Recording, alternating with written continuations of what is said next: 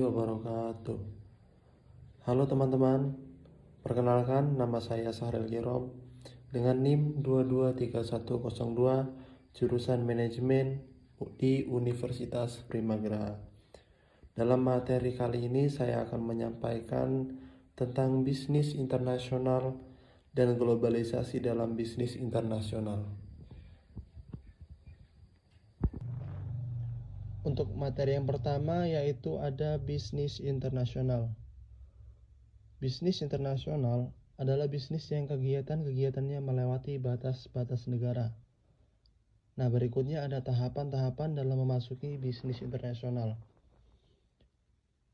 Adapun tahap yang secara kronologis yaitu yang pertama ada ekspor insidentil, yang kedua ada ekspor aktif, yang ketiga penjualan lisensi, dan yang keempat ada franchising, yang kelima pemasaran di luar negeri, dan yang terakhir atau yang keenam produksi dan pemasaran di luar negeri. Yang berikutnya ada hambatan bisnis internasional. Hambatan yang pertama yaitu hambatan dalam memasuki bisnis internasional, yaitu ada batasan kuota dan tarif masuk. Ada perbedaan bahasa, sosial budaya atau kultural. Kondisi politik dan hukum atau perundang-undangan. Yang terakhir ada hambatan operasional atau transportasi kebijakan negara lain, perbedaan tingkat upah. Dan yang kedua yaitu hambatan perdagangan internasional. Yang pertama ada perbedaan mata uang antar negara, pembayaran yang sulit, kualitas SDM rendah, adanya kebijakan impor dari suatu negara, adanya perang, dan yang terakhir adanya organisasi-organisasi ekonomi regional. Untuk berikutnya ada peluang bisnis internasional di Indonesia. Yang pertama, di bidang perdagangan barang, Indonesia memiliki peluang ekspor yang lebih baik, mengingat kekayaan sumber daya alam dan berlimpahnya tenaga kerja yang dimiliki. Dan yang kedua ada konsumen Indonesia yang memiliki banyak keanekaragaman dari segi kultur dapat dijadikan peluang bisnis yang bagus. Dan yang ketiga, Indonesia belum terlalu banyak mempunyai produk yang mampu bersaing di pasar internasional. Nah, di sini ada contoh bisnis internasional yang masuk ke Indonesia. Yang pertama, yaitu ada Dunkin Donut. Yang kedua ada Levi's. Yang ketiga ada Epson. Yang keempat ada KFC, yang kelima ada LG, dan yang keenam ada BlackBerry. Untuk berikutnya, ada tantangan bisnis internasional yang masuk ke Indonesia. Tantangan yang dihadapi Indonesia sangatlah besar. Tantangan yang pertama yaitu kurangnya kapasitas nasional.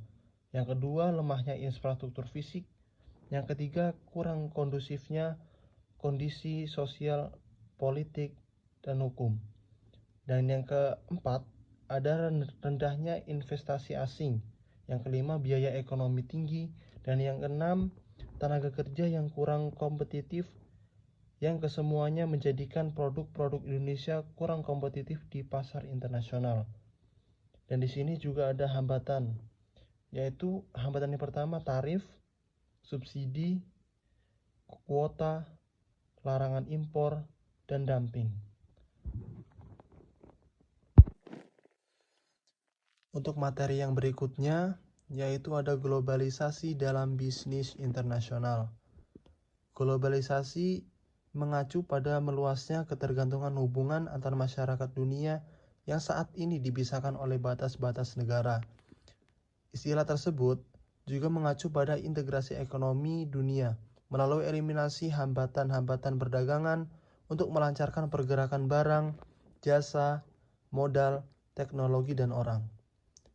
Melalui globalisasi, memungkinkan masyarakat untuk memperoleh produk yang lebih bervariasi, lebih berkualitas, atau harga yang lebih murah. Globalisasi berkaitan erat dengan bisnis internasional, yaitu segala kegiatan transaksi komersial termasuk perdagangan, investasi, dan transportasi yang melibatkan dua atau lebih negara. Untuk yang berikutnya, yaitu ada ekspansi. Ekspansi adalah upaya untuk memperluas atau memperbesar jaringan bisnis perusahaan.